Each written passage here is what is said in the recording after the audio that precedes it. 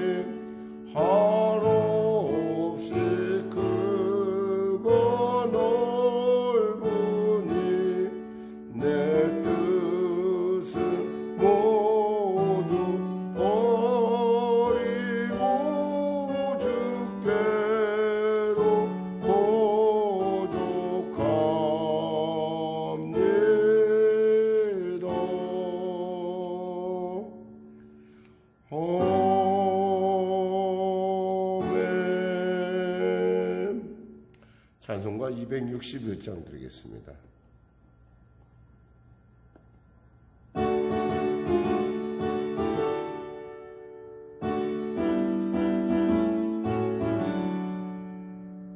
이 세상의 모든 죄를 밝히시는 주의 보혈, 성자 예수 그의 앞에 찬송하고 찬송하세. 주님 앞을 멀리 떠나 길을 잃고 헤맬 때에 나의 길을 따라오사 죄니 구원하셨구나. 이는 못하다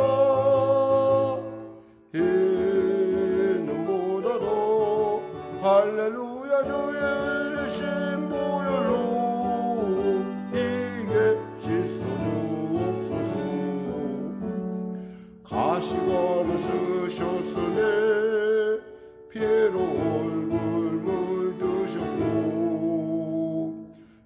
십자가의 모든 것도 나를 위해 당하셨네.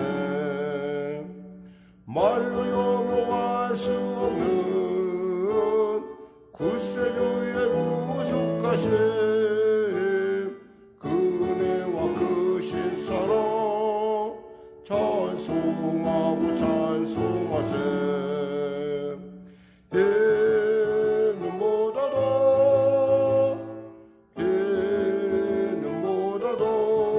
할렐루야 주의 울신 보혈로 이게 씻어주소서. 아버지를 멀리 떠나 바른 길을 져버리고 여러 가지 죄악으로 주같이 되었으니 물 같은 것 가지고는 씻을 수가 아주 없네. 주여 귀한 노배 피로 날 정결케 하옵소서. 이 눈보다도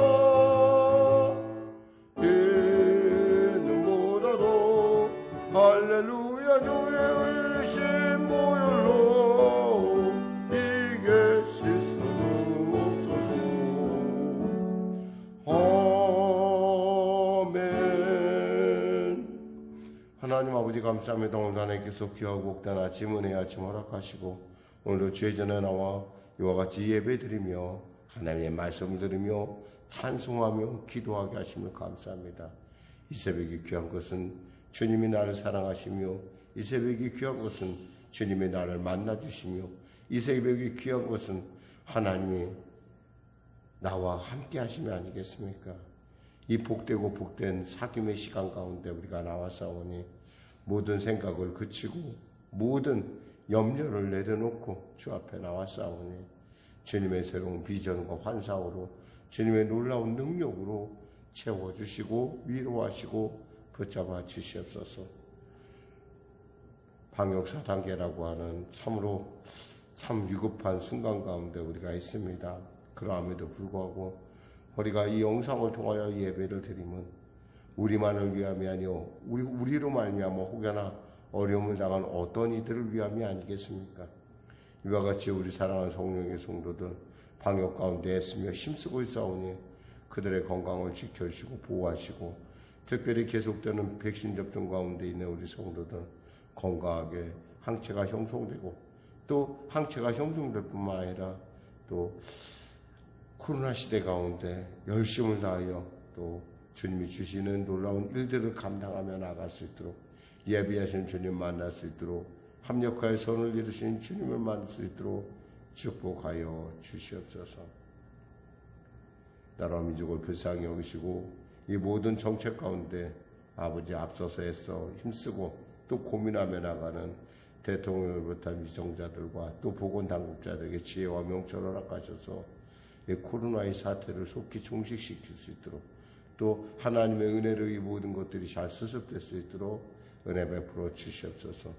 나라 민족을 불쌍히 여기시고 복음통일 평화통일케 하시고 특별히 갈매동 가운데 특별히 송영교회 가운데 하나님의 성령의 기름 부음과 성령의 생수와 성령의 바람이 불어 아버지 지역의 구원은 물론이요 아버지 나아가 열방 가운데 또 아버지 이 한반도 가운데 이 경기도 가운데 주의 성령의 역사가 나타나는 복된 은혜가 아버지 시작되는 귀한 교회가 될 수 있도록 축복하여 주시옵소서. 우리 성도들의 가정과 삶을 축복하시고 복되고 존귀케 하여 주시고 치료 가운데 있는 권사님 완치되는 은혜와 또 아버지 또 우리 사랑하는 아버지 우리 성도들 아직도 마비되고 또 어깨 통증과 또 손가락과 그리고 아직도 손목이 제대로 잘 아버지 회복되지 못한 부분 성령의 기름 부음이 부어져서 부드럽게 회복되게 하시고 깨어나서 하나님의 일 가운데 열심을 다하는 살아계신 님의 증거가 되는 놀라운 역사 허락하여 주시옵소서. 군에 가 있는 자녀 지켜주심을 감사하며 거룩하신 예수님의 이름으로 기도드립니다. 아멘. 하나님은 살아계십니다. 오늘 여러분과 은혜 나누실 말씀은 계시록 14장 14절에서 20절 말씀 되겠습니다. 계시록 14장 14절에서 26절 말씀, 20절 말씀입니다. 14장 14절에서 26절 말씀, 신약성경 413쪽입니다. 우리 하나님 말씀 같이 합독하겠습니다. 또 내가 보니 흰 구름이 있고 구름 위에 인자와 같은 이가 앉으셨는데 그 머리에는 금면류관이 있고 그 손에는 예리한 낫을 가졌더라. 또 다른 천사가 성전으로부터 나와 구름 위에 앉은 이를 향하여 큰 음성으로 외쳐 이르되 당신의 낫을 휘둘러 거두소서. 땅의 곡식이 다 익어 거둘 때가 이르렀습니다 하니 구름 위에 앉으신 이가 낫을 땅에 휘두르매 땅의 곡식이 거두어지니라. 또 다른 천사가 하늘에 있는 성전에서 나오는데 역시 예리한 낫을 가졌더라. 또 불을 다스리는 다른 천사가 제단으로부터 나와 예리한 낫 가진 자를 향하여 큰 음성을 불러 이르되 내 예리한 낫을 휘둘러 땅에 포도송이를 거두라. 그 포도가 익었느니라 하더라. 천사가 낫을 땅에 휘둘러 땅의 포도를 거두어 하나님의 진노의 큰 포도주 틀에 던짐에 성 밖에서 그 틀이 밟히니 틀에서 피가 나서 말 굴레까지 닿았고 1600 스타디온에 퍼졌더라. 아멘. 두 번, 우리가 비유 중에 세 번째 비유 이제 우리가 나가는데요. 이제 하나님께서, 즉 예수님께서 여기에 이제 곡식을, 알곡을 거두는 부분을 우리가 생각해 볼 수 있습니다. 사실 유대민족은 어떻게 생각하면 늘 여호와의 신앙으로 그들이 늘 단련됐고 또 여호와의 신앙으로 그들의 민족의 그 일관성, 아이덴티피케이션을 지켜나가는 그러한 민족이라 할 수 있는데 이 민족 자체가 굉장히 위험한 어떤 그 신앙을 버리는 그 신앙을 포기하는 그런 일들이 있었습니다. 그것은 바로 세계 2차 대전을 지나면서 히틀러에 의해서 약 600만 정도가 그 유대인들이 죽게 되죠. 이 죽는 일에 대해서 보면서 도대체 하나님은 과연 왜 우리가 이렇게 고통을 당하는데 선민이 고통을 당하는데 왜 보고 계신가? 왜 저렇게 침묵하고 계신가? 죽으신 것 아닌가? 라고 하는 이런 어떤 회의감이 그들 안에 아주 팽배하게 있었다고 그래요. 그래서 결국 많은 사람들이 결국 하나님을 등지고 무신론자가 되었다고 합니다. 사실 우리에게도 가끔 이러한 질문들이 우리에게 있을 수 있어요.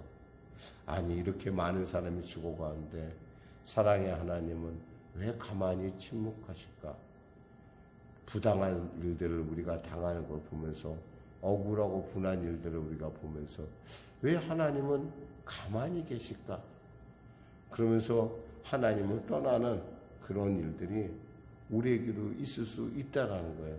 근데 사실 그것은 어떻게 생각하면 하나님과의 사실은 선택의 관계 문제인데 이게 사실 하나님은 그러함에도 불구하고 이 하나님의 살아계심을 우리가 분명히 알아야 될 건 뭐냐면 하나님이 결국 심판하신다는 거예요.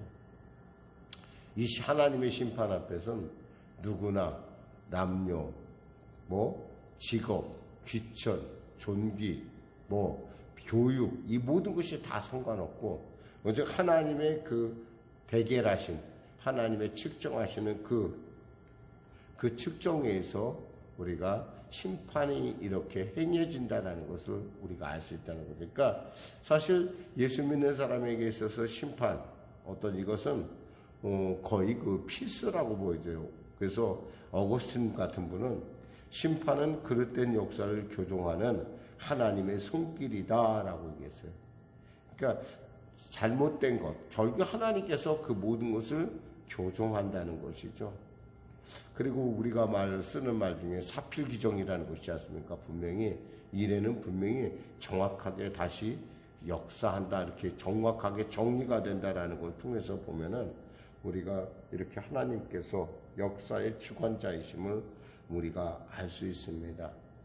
오늘 그 역사의 주관자이신 하나님께서 구름 가운데 오셔서 또 이렇게 심판하시는 것을 또 거두어 드리는 것, 하나님의 작곡에 거두어 드리는 것들을 우리가 볼 수 있습니다. 우리가 말씀을 나누겠습니다. 14절 말씀 같이 합독하겠습니다. 또 내가 보니 흰 구름이 있고 구름 위에 인자와 같은 이가 앉았는데 그 머리에는 금면류관이 있고 그 손에는 예리한 낫을 가졌더라 그랬어요. 이 구름은 뭐예요? 셰키나라고 그래갖고 하나님이 신적인 임재를 나타내는 아주 특별한 구름입니다. 이 구름은 우리가 시내산에서 나타났고 또 예수님이 승천하실 때 그때도 구름이 가려웠고 또 이렇게 하나님의 임재가 나타날 때 나타나는 이 구름, 신령한 구름이 나타나면서 하나님께서 보니까 이렇게 앉아 계신 것. 왜 앉아 계실까? 그리고 낫을 가졌다고 했어요. 이 낫을 가졌다는 것은 바로 하나님께서 추수의 때가 되었다는 거죠. 그러니까 추수의 때가 되었다는 것은 뭐예요? 결국 예수 믿는 사람, 우리가 예수 믿는 사람이 하나님의 우리가 알고 우리가 하나님께서 반드시 그 일을 거두어서 천국 창고에 드리는 때가 있다라는 거죠. 15절 16절 같이 합독하겠습니다. 또 다른 천사가 성전으로부터 나와 구름이 앉으신 이를 향하여 큰 음성으로 외쳐 이르되 당신의 낫을 휘둘러 거두소서 땅의 곡식이 다 익어 거둘 때가 이르렀습니다 하니 구름이 앉으신 이가 낫을 땅에 휘두르매 땅의 곡식이 거두어지니라 그랬어요. 우리가 예수 믿고 예수 안 믿고 우리가 신앙생활 가운데 이 땅에 살아가면서 우리의 신앙이 점점 성숙해 갈 때 과연 나는 어디서 와서 왜 살며 어디로 가느냐 할 때 분명한 답은 뭐예요? 하나님께서 우리를 거두을 때 하나님께서 예수님께서 그 추수할 때가 온다라는 사실입니다. 그러니까 우리 예수 믿는 사람에게 그 추수 때는 뭐예요? 이제 우리가 완전히 구원을 완성하는 때라는 거죠. 그리고 또 악인들에게는 어떠냐? 그 다음 절에 이제 악인에 대한 얘기가 있어요. 그러면서 17절, 18절 같이 또 한번 합독하겠습니다. 또 다른 천사가 하늘에 있는 성전에서 나오는데 역시 예리한 낫을 가졌더라 그랬어요. 또 불을 다스리는 다른 천사가 계단으로부터 나와 예리한 낫을 가진 자를 향하여 큰 음성으로 불러 이르되 내 예리한 낫을 휘둘러 땅의 포도송이를 거두라 그 포도가 익었느니라 하더라 그랬어요. 이것은 사실 요에서에서 나오는 그 부분을 우리로 떠올리게 하고 요에서의 예언 가운데 이렇게 이 말씀이 있습니다. 요에서 3장 13절에 보니까 너희는 낫을 쓰라 곡식이 익었도다 와서 밟을지어다 포도주 틀이 가득히 차고 포도주 독이 넘치니 그들의 악이 크미로다 그랬어요. 그러니까 아까의 곡식은 익어서 하나님의 천국 창고에 드린다고 한다면은 지금 이건 뭐예요? 하나님의 진노가 이제 때가 되었다는 거예요. 이제 악인들이 도저히 이제 더 이상 하나님께서 이제 그 심판을 더 이상 이제 미룰 수가 없다라는 거죠. 사실 하나님이 원하시는 건 뭐예요? 할 수 있으면 어떠한 악인이라도 어떠한 사람이더라도 주님 앞에서 구원받기를 원하시는데 이제 그 때가 이제 마지막 때가 되었다는 거예요. 그게 뭐예요? 포도송이. 우리는 이렇게 보면서 예리한 낫 그리고 포도송이 또 불을 다스리는 천사 이런 걸 통해서 심각한 어떤 심판의 생각을 우리가 읽어볼 수 있습니다. 사실 사람들은 그러죠. 하나님이 어디 살아계셔? 이렇게 우리가 삶 가운데 그렇게 참 억울하고 답답할 때가 있어요. 그러나 여러분 아셔야 돼요. 분명히 주님 말씀하시길 베드로서 3장 9절에 주의 약속이 어떤 이들의 더디다고 생각하는 것 같이 더딘 것이 아니라 오직 주께서는 너희를 대하여 오래 참으사 아무도 멸망하지 아니하고 그 회개하게 이르기를 원하시느니라 그랬어요. 하나님이 원하시는 건 뭐예요? 모두가 회개하고 돌아오는 거예요. 그런데 끝까지 악을 행하고, 이들의 특징은 뭐예요? 이 분노의 진노의 포도 알갱이의 특징은 뭐냐면 회개할 줄 모른다는 거예요. 끝까지 회개할 줄 모르고, 마치 우리가 봤듯이 환란이 임하니까 돌아 날 덮어줘, 나무야 산아 날 덮어줘. 아주 흔히 말해서 그 산과 돌조차도 내 마음대로, 그것들 아무것도 우리가 만든 건 하나도 없어요. 무엇으로부터? 어린 양의 진노로부터, 하나님의 진노로부터 나를 가려줘. 이렇게. 정말 회개하고 돌아와야 될 때인데, 종기가 나고 아프고 그러면 회개하고 돌아와야 되는데, 그런 돌아올 생각을 안 하는 사람들, 이젠 더 이상 어떻게 해볼 수가 없어요. 하나님도. 그래서 하나님의 진노의 그 낯질이, 그 추수 때가, 진노의 추수가 시작됐다는 거죠. 19절 20절 같이 합독했습니다. 천사가 나서 땅에 휘둘러 땅에 포도를 거두니 하나님의 진노의 큰 포도주 틀에 던짐에 성 밖에서 그 틀에 밟히니 틀에서 피가 나서 말 굴레까지 닿았고 1600 스타디온에 퍼졌더라 그랬어요. 포도주 큰 틀에 던진다는 것은 상징적인 얘기. 이것은 포도를 따서, 포도를 우리가 칩을 잘라면 어떻게 돼요? 틀에 놓고 밟아야 될 거 아니겠어요? 짜버려야 할 거 아니에요? 짜버리면 어떻게, 그 붉은 포도주가 쫙 퍼질 거라는 거죠. 이것은 마지막 날에 이 악한 사람들이 심판받을 것이 얼마나 심각한 것인지 우리로 알게 할 수 있어요. 우리가 이사야 선지자 중에 이런 말씀을, 이사야 선지자가 이렇게 말씀했어요. 이사야서 63장 1절 6절 말씀에 에돔에서 오시는 이가 누구며 붉은 옷을 입고 보스라에서 오시는 이가 누구냐? 그의 화려한 의복 큰 능력으로 걷는 이가 누구냐? 그는 나이니 공의를 말하는 자요 구원하는 능력을 가진 이니라. 어찌하여 내 의복이 붉으며 내 옷이 포도즙 틀을 밟는 자 같으냐?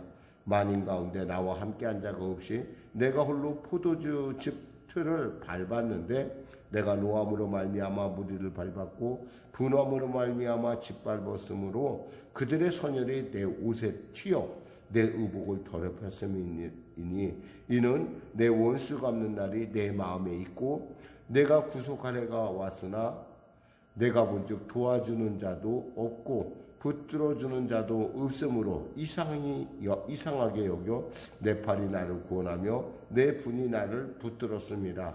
내가 노함으로 말미암아 만민을 밟았으며 내가 분함으로 말미암아 그들을 취하게 하고 그들의 선열이 땅에 쏟아지게 하였느니라. 여기서의 성은 단순한 예루살렘을 의미하는 것이 아니라 하늘의 도성을 의미하고요. 또 이 큰 성, 그리고 특별히 우리가 1600 스타디온이라는 말이 있어요. 1600 스타디온까지 퍼졌다라고 한 얘기는 온 천지 사방에 그 분노가, 하나님의 심판이 온 천지 사방에 그것이 행해졌다라는 뜻이에요. 왜냐하면 그런 뜻이 나타나는 게 뭐냐면, 사실 1스타디온 이렇게 보면 우리가 밑에 이렇게 1스타디온이 어떻게 돼 있냐 이렇게 보면 우리가 그 숫자를 이렇게 보면 거기에 표시가 돼 있어요. 14장에 보면은 1스타디온 해가지고 약 192m라고 이렇게 얘기하는데, 그러니까 1,800 스타디온 하면은 팔레스타인의 전체 폭을 얘기해요. 근데 이렇게 단순한 어떤 숫자적인 의미가 아니라 우리가 이렇게 이것을 받아들일 수 있다는 거죠. 그러면 4는 세상의 숫자인데 4 곱하기 4 하면 뭐예요? 동서남북 또 이 모든 사방 천지에 이 심판에서 피할 수가 없다라는 것은 4 곱하기 4 그리고 1600이 되려면 어떻게 돼요? 10 곱하기 10이 돼야 되잖아요. 10이라는 숫자가 말씀을 드리지만 충만한 숫자란 말이에요. 그러니까 뭐예요? 온 천지에 이 심판으로부터 예외되는 것은 없다라는 거예요. 그만큼 이 심판이 정말 무섭게 행해진다. 또 이 말 안에는 또 이런 뜻도 있어요. 40 곱하기 40 이것도 되잖아요. 40 곱하기 40이라고 하면 우리가 알다시피 40일 금식, 40일 얘기하는 뭐냐면 완전하게 하나님의 인내에 충만한 시간을 얘기하는 거예요. 그러니까 정말 하나님이 참다 못해서 이제는 마지막에 징계의 때가, 심판의 때가 이르렀음에 대한 얘기를 우리가 하고 있습니다. 자, 말씀을 통해서 우리가 얻을 수 있는 교훈은 무엇일까요? 우리가 비록 우리가 보기에 하나님은 그저 참고 계시기만 하는 것 같으나 결국 하나님의 때가 이름에 어떻게 된다는 거예요. 결국 로마도 멸망을 당할 것이고 결국 이 땅도 멸망을 당할 것이고 결국 예수 믿는 사람은 먼저 하나님의 거두시고 그 다음에 이 땅 뭐예요. 완전히 뒤집어 엎어서 심판하신다고 하는 아주 분명하고 확실하고 그리고 무서운 심판이 있음을 우리는 본문을 통해서 읽을 수가 있습니다. 그러니까 어떻게 돼요? 우리는 저간 이 심판 가운데 우리만 구원받았다고 즐거워할 것이 아니라 이런 심판이 있음에 대해서 사람들에게 알려주어서 그들을 하여금 속히 하나님이 찾으시는 그 영혼들을 구원하는 그런 우리 모두가 되어야 할 것입니다. 특별히 제 동기 사역자가 GR이라고 하는 가스펠 레코딩이라는 그 일의 초창기에 우리나라 사람으로 처음으로 거기에 참여해서 참으로 열심히 그 젊은 날들을 하나님 앞에 드렸던 것으로 압니다. 이 가스펠 레코딩이 중요한 것은 뭐냐면 성경이 온 세계의 언어로 다 되지는 않았다는 거예요. 예를 들면 그 종족이 너무 작은 숫자도 있다는 거야. 겨우 한 1000명 정도 또 500명 정도 되는 그 사람들을 위해서 누가 성경을 편찬하겠느냐는 거예요, 여러분. 사실 성경 편찬하는 것이 굉장히 많은 비용이 투자되는 것이고 또 오랜 세월을 두고 이루어질 일이에요. 제가 필리핀에 갔었을 때 선교제 갔을 때 어떤 선교사님들을 봤어요. 독일 선교사님들인데 2사람? 3사람이었던가? 2사람이었던 것 같아요. 2사람이 처녀 때서부터 그 가스펠 레코딩에 그 참여를 해서 그 산족, 흔히 말해서 필리핀에 우리가 아이따이족인가? 그 족속을 위해서 성경을 만들기 위해서 그 사람들이 자기의 일생을 드리는 걸 봤어요. 그 언어로 그 성경을 옮기고 있는 거예요. 그분이 아예 자기의 평생을 들여서 그 결혼도 안 하고 오히려 그 일을 하는 것을 제가 보면서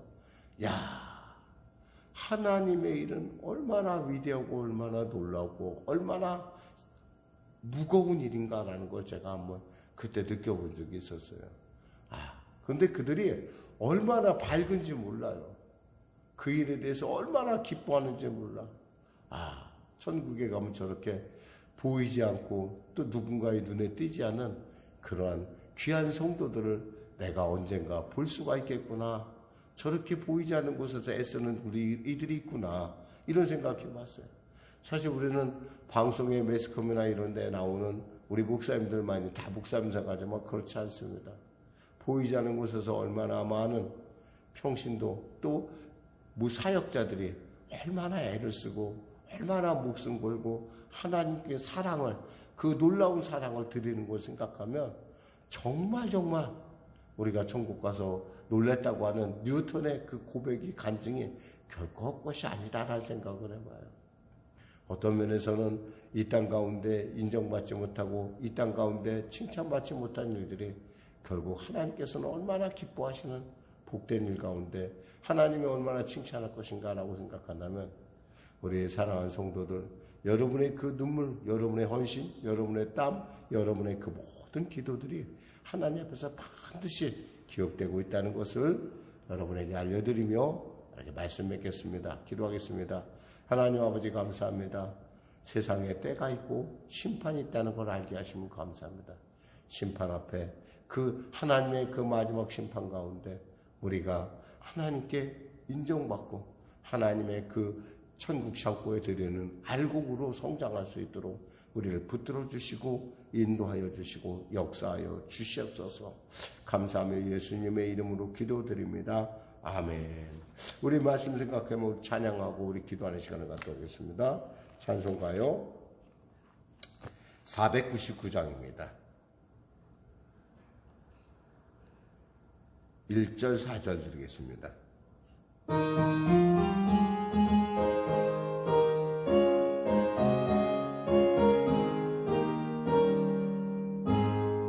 흑암에 사는 백성들을 보라 수많은 심령 멸망하겠네.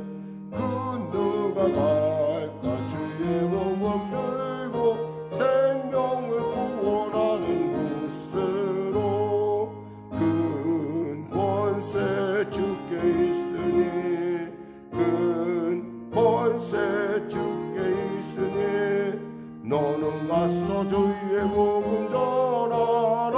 주가 너 항상 지키리라. 온 천하 만민 승리의 그날에 영광과 찬송 주께 드리네. 속죄함 입어 구원 받았으니 기쁘게 할렐루야 부르세. 큰 권세 주께 있으니 큰 권세 주께 있으니 너는 가서 주의 복음 전하라. 주가 너 항상 지키리라. 하늘에 계신 우리 아버지, 아버지의 이름을 거룩하게 하시며 아버지의 나라가 오게 하시며 아버지의 뜻이 하늘에서와 같이 땅에서도 이루어지게 하소서. 오늘 우리에게 일용할 양식을 주시고 우리가 우리에게 잘못한 사람을 용서하여 준 것 같이 우리 죄를 용서하여 주시고 우리를 시험에 빠지지 않게 하시고 악에서 구하소서. 나라와 권능과 영광이 영원히 아버지의 것입니다.